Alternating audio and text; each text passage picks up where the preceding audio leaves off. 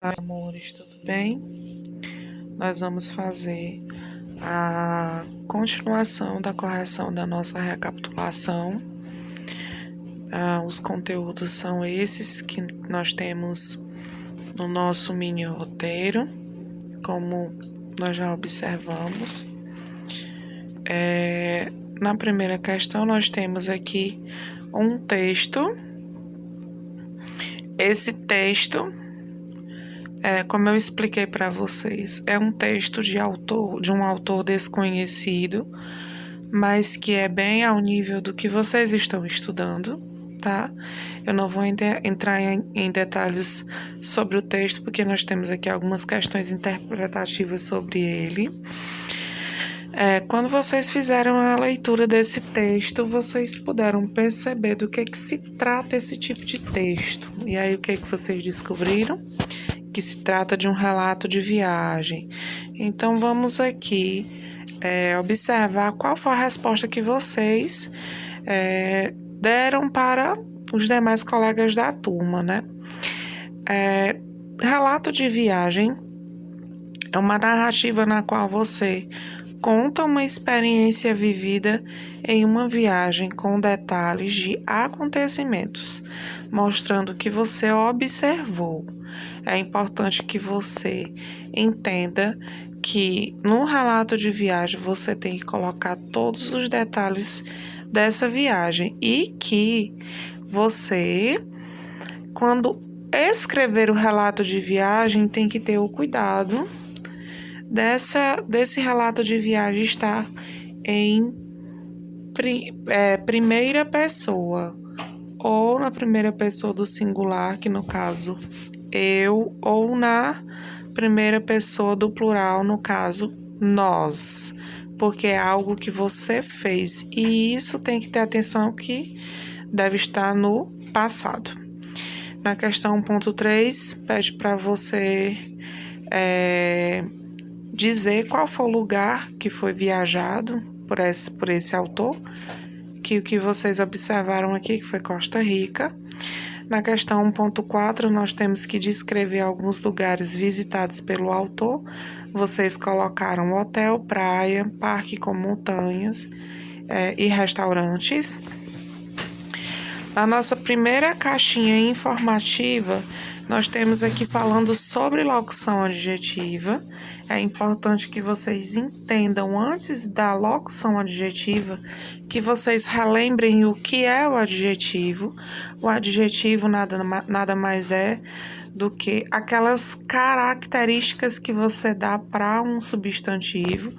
Por exemplo, se você diz casa, e logo em seguida você vai dar as características daquela casa. Casa bonita, grande, espaçosa. Essas características, elas são adjetivos. E quando eu falo de locução adjetiva, eu tenho que entender que eu vou estar juntando uma preposição mais substantivo ou advérbio, que essa junção vai ter valor de adjetivo. Para ser bem mais prático, nós temos aqui. Vamos supor que Luana tomou mel de abelha. Olha só, primeira locução adjetiva do seu lado esquerdo. Luana tomou mel de abelha. E aí você tira o de abelha, que você já descobriu que é uma locução adjetiva, e você troca por um adjetivo. Luana tomou mel apícola. Apícola vem da locução adjetiva de abelha. Continuando. Aí aqui vocês têm vários exemplos de locução adjetiva com a função de adjetivo do ladinho. Na segunda questão, nós temos aqui que descobrir entre as locuções adjetivas destacadas, nós temos que descobrir, tentar interpretar quais são os adjetivos. Animal da terra, terrestre. Do povo, popular. De boi, bovina. Do sertão, sertaneja. Do espaço, espacial. De pai, aí nós temos dois exemplos, paterno ou paternal. No caso de amor, não é isso? Casa sem telha, esse sem telha, destelhada. Criança com febre, criança febril. Loção de cabelo, loção capilar. Infecção do pulmão, infecção pulmonar. Café da manhã, café matinal. Na terceira questão, nós temos que associar as colunas correspondentes, conforme o significado da locução adjetiva. Nós temos aqui, do seu lado esquerdo, nós temos locuções adjetivas e do seu lado direito nós temos adjetivos, certo? Gástrico ou estomacal. Esses adjetivos, eles vão estar se tratando de qual locução adjetiva? De estômago, certo? Glúteo, de nádegas. Craniano, de crânio. Cervical, de pescoço. Oral ou bucal, trata-se de boca. Para continuar a recapitulação sobre adjetivos, agora nós vamos falar sobre adjetivos pátrios. Que os adjetivos pátrios já está dizendo aí o parceiro de adjetivos. Pátrios, pátria, nação, tá? São aqueles adjetivos que expressam nacionalidade ou lugar de origem do ser e podem se referir a países, estados, regiões, cidades ou localidades. Os adjetivos pátrios podem funcionar como adjetivos ou como substantivos. Vamos ver aqui o exemplo. Nós temos os brasileiros viajaram em um navio português. Nós temos brasileiros, que tem a função de substantivo, e nós temos português, que tem a função de adjetivo. Mas assim, por que função de adjetivo? Observe que logo após o adjetivo português, logo antes do adjetivo português, você tem aí, logo antes do português, você tem navio, que navio é um substantivo, e o substantivo está aí pedindo um adjetivo. Que adjetivo que eu dei para navio? Português. Poderia ser um navio escocês, um navio brasileiro até. Então, esse português ele não vai ter função de substantivo, e sim de adjetivo. Nós temos aqui alguns exemplos e nós vamos para a parte prática, onde vocês sentiram um pouquinho de dificuldade para estarem respondendo. Quem nasce em Aracaju, aracajuense. Belém, belenense. Belo Horizonte, Belo Horizontino. Boa Vista, boavistense. Brasília, brasiliense. Campo Grande, campograndense. Cuiabá, cuiabano. Curitiba, curitibano. Florianópolis, florianopolitano. Fortaleza, fortalezense. Goiânia, goianense. João Pessoa, pessoense.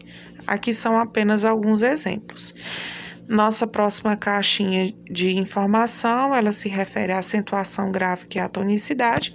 A acentuação que vocês estudam, acento agudo, acento circunflexo, que faz com que você tenha a referência de tonicidade no sentido de dar mais ênfase à sílaba que tem a acentuação, tá? Nós temos logo, no primeiro exemplo, nós temos café. Café! Se você puxa o fé com mais força, você já sabe que aquela é a sílaba tônica, referindo-se à tonicidade. Ainda mais sabendo que esse fé, ele é acentuado. Nós temos, e nesse caso, quando é a última sílaba, nós temos oxítona. Quando nós temos aqui cabelo. Cabelo, B, você já classifica como paroxítona. Por quê? Porque é a penúltima sílaba que é tônica, que é forte. Máquina. Máquina, o acento já vem bem na frente, é a antepenúltima sílaba e ela é uma proparoxítona. A dica que eu tenho para dar para vocês é que todas as proparoxítonas são acentuadas. Essa é uma questão já que você pode colocar na sua cabecinha. Não é decorar, é aprender, porque você vai precisar em outros momentos da sua vida. Na quinta questão, nós temos aí, escreva nos parênteses a sílaba tônica de cada palavra. Quando vocês sentirem dúvida, façam como eu expliquei. Puxa com mais ênfase, com mais força, aquela sílaba, tá? Fala a palavra, nem que seja aqui no baixinho, no teu pensamento, mas tu consegue, pronunciando a palavrinha, tem como você descobrir qual é a sílaba tônica. No caso, você olha para sofá, aí você pensa qual é. Aí você vai falar a palavra sofá. Sofá. Puxou o quê? O Fá. Triângulo. Veja aí quais são as sílabas tônicas. Lençol. Funil. Fábula. Árvore. Jardim. Público. Boneca. Fósforo. Animal. Nariz, espetáculo, astro. Percebam quais foram as sílabas que eu puxei com mais força. Logo, estas serão as sílabas tônicas. Nós temos aqui a sexta questão. Alguns de vocês relataram sentir dificuldade na hora da impressão, tá? Nós já conversamos que tem que mudar a configuração da folha, mas eu trouxe a questão completa aqui para que vocês possam fazer as anotações, tá certo? Aqui nessa questão é para você pintar a sílaba mais forte e classificar a palavra quanto a sílaba tônica. Eu não pintei, eu coloquei uma setinha para você entender um pouquinho melhor a palavra, tá? Eu tenho a palavrinha fácil e eu já, quando falo fácil, eu sei que Fá é a sílaba tônica e eu classifico logo ela, paroxítona, é a penúltima sílaba que é mais forte. Fábula, paroxítona. Boneca, paroxítona. Café, oxítona. Paletó, oxítona. Médico, proparoxítona. Aí, médico do outro lado está repetida. Chaminé, oxítona. Sofá, oxítona. Lâmpada, proparoxítona. Pardal, oxítona. Bandeira, paroxítona. Ok? Na sétima questão, nós temos aqui algumas alternativas para que vocês pudessem marcar qual dessas letrinhas aí, qual dessas alternativas, as palavrinhas, elas possuem a mesma regra de acentuação. Eu vou direto para a letra D, onde eu vou fazer a separação silábica das três palavras, diário, máximo e satélite, de A, Ri, O. Nós temos A como sílaba tônica, Ma, Si, Mo, o Ma como sílaba tônica, satélite, olha aí que a setinha está no lugar errado, Sa, Te, Liti, satélite. Então, se você perceber, todas são proparoxítonas e a regra que eu expliquei para vocês é o quê? Que todas as proparoxítonas são acentuadas, exceto aquelas situações de palavrinhas de origem estrangeira, como vocês estão estudando. Continuando. Nós temos a oitava questão, pedindo para você dar alguns exemplos de palavras que tenham acento agudo, acento circunflexo. Essa é uma questão pessoal, eu coloquei aqui só para nível de informação, mas é uma questão pessoal. Lembrando que o acento agudo é o acento que vai te dar o som, a pronúncia mais aberta. A, I, tá? A pronúncia mais aberta e o acento circunflexo mais fechado. E, O, certo? Nona questão está pedindo para você completar essas lacunas, esses espaços, com a letra X ou com CH. Lembrando que essas ortografias, a pronúncia, o som, o fonema é o mesmo. Se você lê a palavra caixa e lê a palavra chapéu, o som é o mesmo, mas a diferença é que caixa é com X, chapéu com CH. Então, aqui só muita leitura, muita pesquisa para você descobrir as diferenças.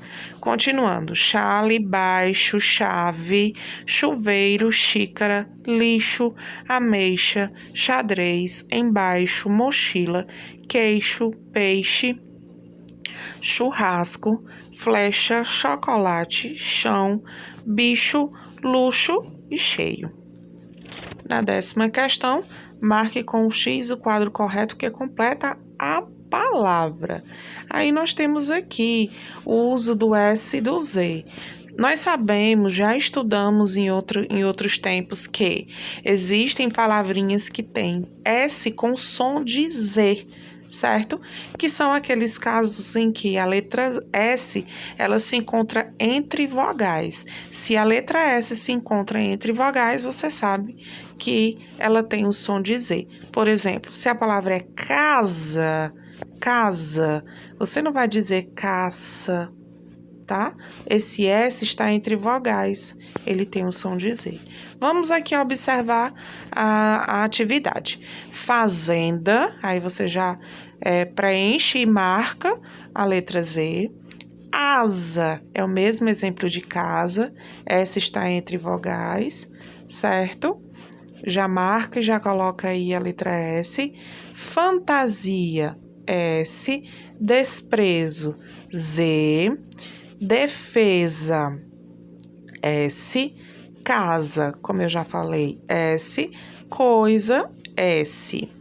Na 11ª questão, em quais situações usamos a letra C com o som de S? Pediu para você citar exemplos aqui.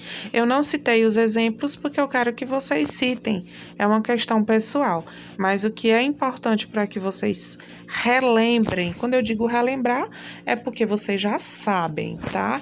Vocês já sabem que o C, ele vai ter som de S apenas em 2 situações. Quando ele estiver acompanhado da vogal E e da vogal I, que fica C e si. Eu vou dar aqui só um exemplo para cada uma, tá?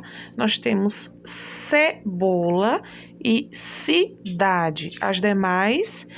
Os demais exemplos, você pesquisa, você consegue encontrar, tá bom? Continuando. Nós temos aqui a 12ª questão. Complete os espaços com as letras G ou J. Meus amores, aqui é uma questão bem confusa, mas o que é interessante, o que eu quero explicar para vocês, que o G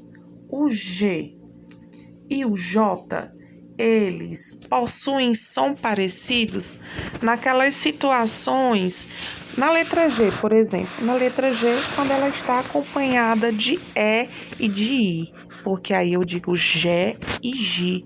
Se estiver acompanhado de A, não é já, é gá. Se estiver acompanhado de O, não é Jó, é Gó. E se estiver acompanhado de U, não é Ju, é Gu, tá bom? Então, a letra G, ela vai ter o som parecido, o som igual com a letra J, quando ela estiver acompanhada da letra E e da letra I. Nós temos aqui todas as palavras já colocadas direitinho, mas eu quero chamar a atenção de vocês para essa palavra. Primeira, jeca. Normalmente, jeca se entende que é aquela pessoa que vive no meio mais ruralístico, né? na zona rural, mais caipira. Mas também é importante que você saiba, isso nesse caso é com o J, jeca. Agora existe o jeca com a letra G, que já é uma outra função, que isso já vai se tratar de uma irritação e inflamação do tubo digestivo. Então, aqui nessa situação, você pode ter os dois. O que vai diferenciar é o restante da frase, onde essa palavra estiver. Na frase em que essa palavra estiver, você vai determinar se é com G ou é com J. Porque se tiver a função lá de um personagem ruralista, caipira, você sabe que é com J. Agora, se for referente a um tipo de irritação estomacal, alguma coisa do tubo digestivo, você já sabe que é com G. Na 13ª e última questão, nós temos aí relembrando o gênero textual relato de viagem, para que você viaje para esse lugar que vocês estão vendo na imagem. Vocês têm aí um parque de diversão, tá? E nesse parque, como eu disse, o texto tem que ser no passado. Nesse parque de diversão, você foi para esse parque aí, e aí vai ser bem criativo para estar escrevendo. Primeira coisa, título, tá, gente? Outra, obedeçam a quantidade de linhas.